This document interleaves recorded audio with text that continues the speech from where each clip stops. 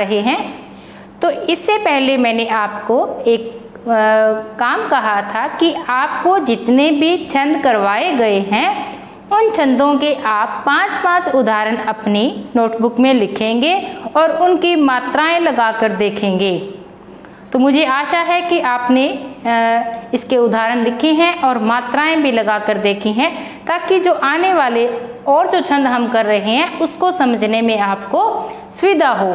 क्योंकि अगर जब तक आप इन छंदों का अभ्यास नहीं करेंगे तो आपको आगे जो आने वाले बड़े छंद हैं वे समझ में नहीं आएंगे। अगर उनकी परिभाषा आपने याद नहीं की है तो जो आगे जो कुंडलियाँ, ये छप्पे वगैरह जो छंद आ रहे हैं वो आपको समझ में नहीं आएंगे। तो मुझे उम्मीद है कि आपने ये छंद अच्छे से किए हैं। तो इसके बाद हम इसकी कल बात कर चुके हैं कि हम छंद कर रहे थे सवैया। तो सवैया छंद क्या है? सवैया छंद का प्रयोग रीतिकाल में हमें इसका भरपूर प्रयोग रीतिकाल में किया गया है। सवैया छंद है वो ब्रज भाषा के लिए जो ब्रज साहित्य रचा गया उसमें इसका भरपूर प्रयोग हुआ है। इसके बाद ये क्या है, सबसे बड़ी बात ये क्या है कि सवैया छंद के अगर हम भेदों की बात करें तो इसमें लगभग 50 के आसपास इसके भेद हैं। सवैया छंद में 50 के आसपास इसके भेद हमें मिलते हैं, लेकिन हम यहाँ पर केवल जो मुख्य भेद हैं 8 उन्हीं की ही चर्चा हमारे अध्ययन में करेंगे। फिर इसकी परिभाषा को एक बार पुनः हम देख लेते हैं कि सवैया छंद कहते किसे हैं। सवैया छंद जो 22 से लेकर 26 वर्णों की जो आवर्ती जहाँ पर होती है उसको सवैया कहलाता है। सवैया क्या है? 22 से लेकर 26 वर्णों तक की जो वर्णावर्त है वो सवैया कहलाता है। इसके हमने 8 भेद कल लिखे थे, 8 भेदों के बारे में बताया था। आज उन 8 भेदों की हम चर्चा आगे विस्तार से कर रहे हैं। तो पहला जो भेद है इसका वो है दुर्मिल सवैया। दुर्मिल सवैया पहला भेद है इसका। इसके प्रत्येक चरण में कुल 8 सगण होते हैं। दुर्मिल सवैया में कुल कितने सगण होते हैं? 8 सगण होते हैं। और इसमें कुल वर्ण कितने हो जाएंगे? क्योंकि एक गण में, एक जो गण है उसमें कितने वर्ण होते हैं? उसमें 3 वर्णों का एक गण बनता है। सगण, मगण, रगण, तगण ये हमने किए। 3 वर्णों का एक गण बनता है। तो 8 अगर गण सगण है तो वर्ण कितने हुए? 24 हो गए। कितने हुए? 24। कितने? 8 सगण है और प्रत्येक गण में अगर 3 वर्ण होते हैं तो कुल वर्ण हुए इसमें 24। लेकिन इसमें होंगे क्या? केवल सगण होंगे, सगण। ठीक है। इसकी जो पहले इसको याद करो, यह माता राज भानस सलगा यदि हमने देखा है, अगर हमने पढ़ा है तो उसकी मात्रा आपको अब तो बहुत अच्छे से याद हो गई होगी।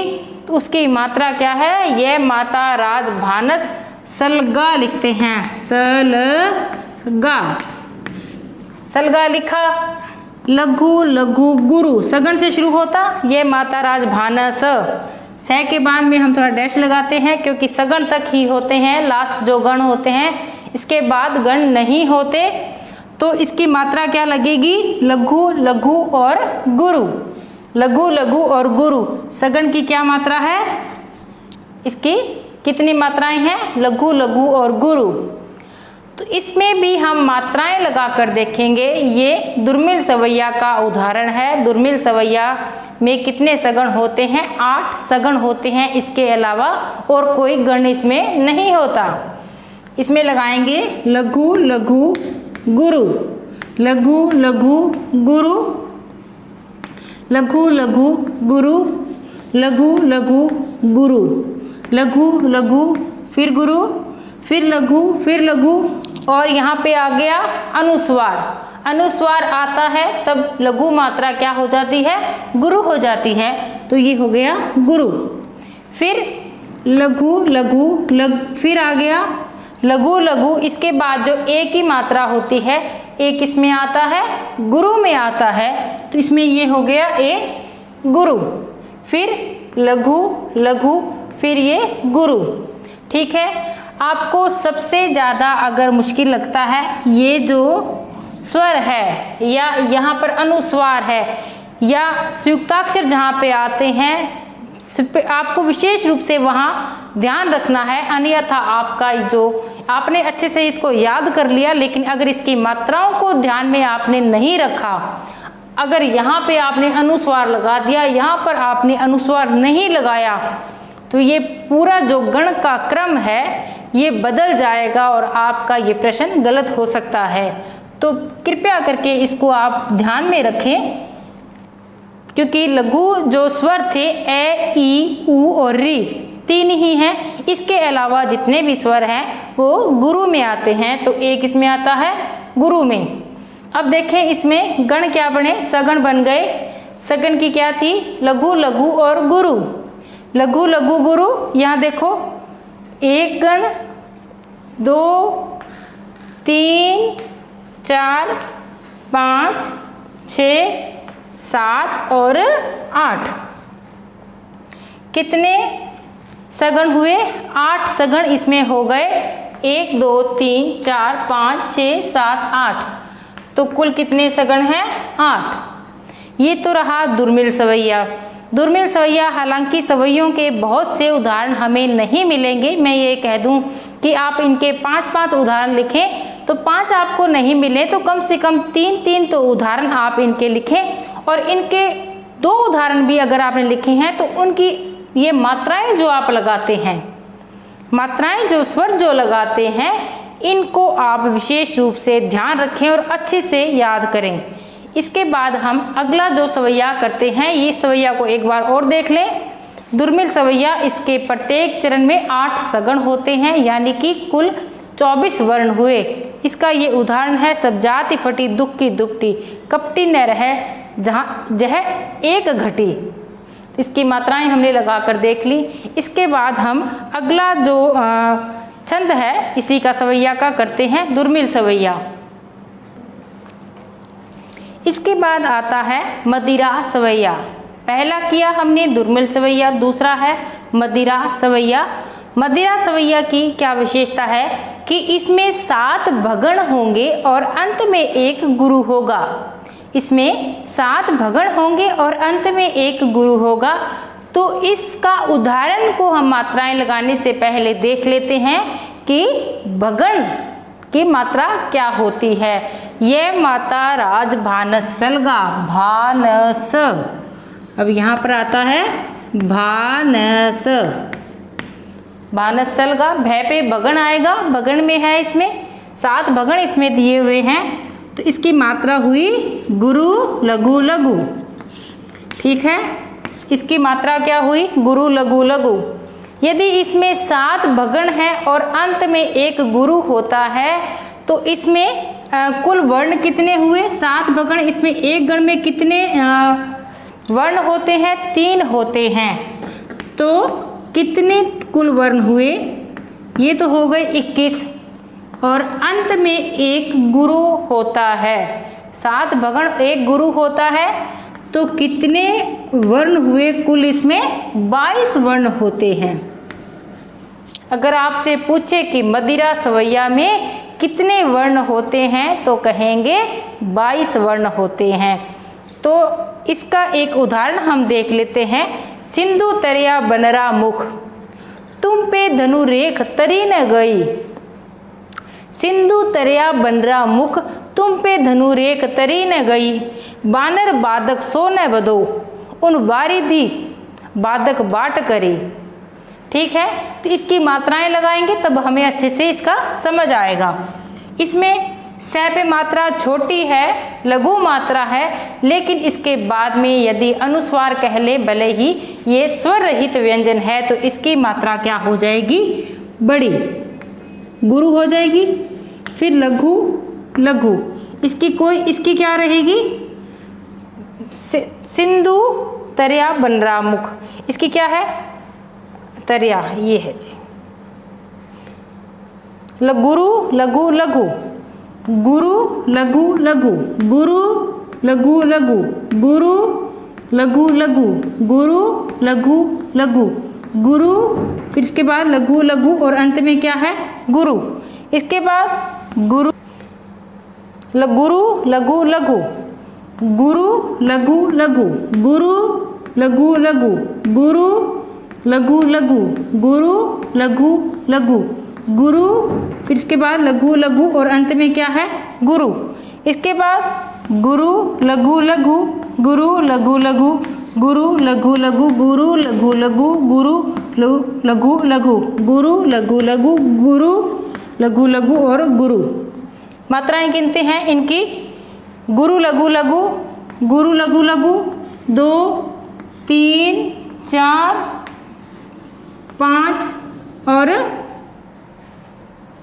6, ये इसमें कम हुई हैं।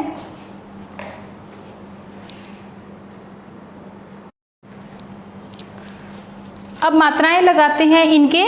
सिंधु तयो उनके बनरा, तुम पे धनुरेक तरी न गई। इसमें मात्राएं लगाई।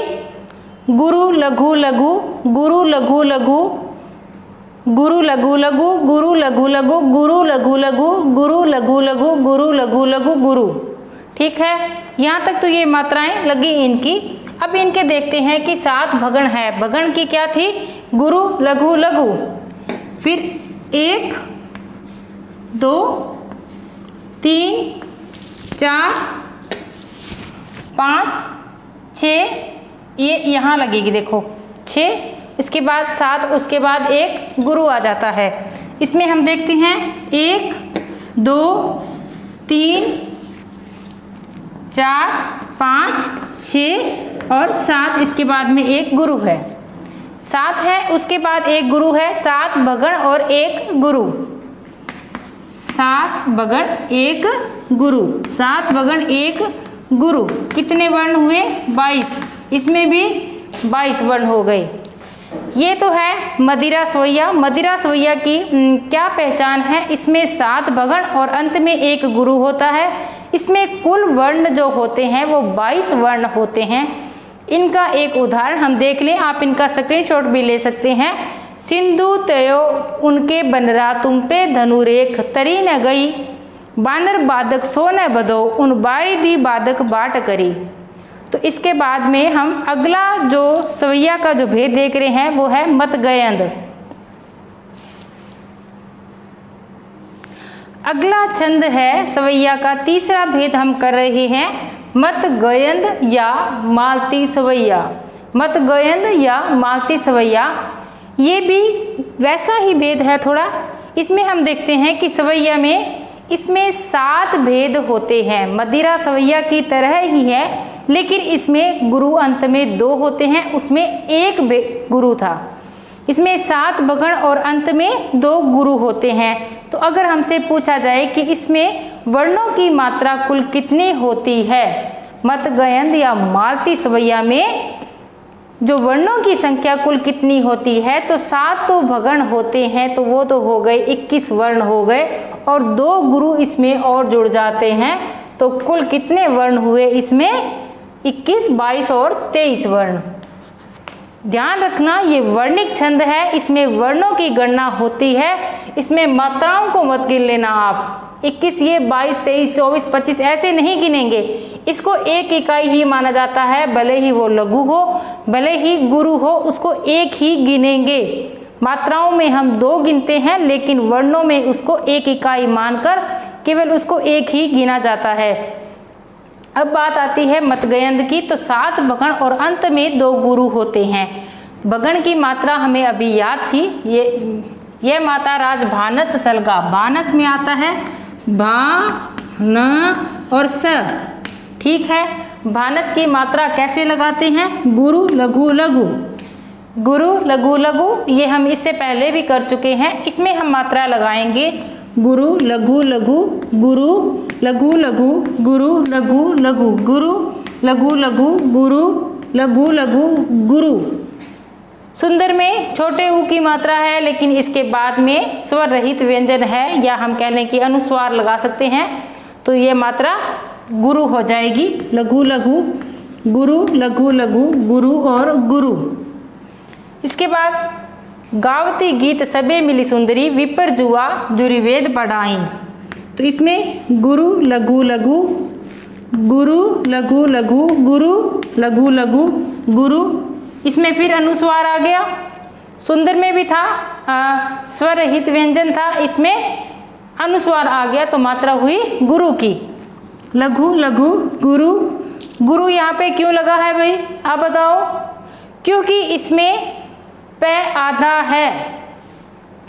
जब पैर में अगर रे लगा हो, पैर में रे लगा होता है तो ये रे पूरा होता है, बल्कि जो प ये स्वर रहित है। स्वर रहित से पहले वाला जो व्यंजन है वो गुरु हो जाता है।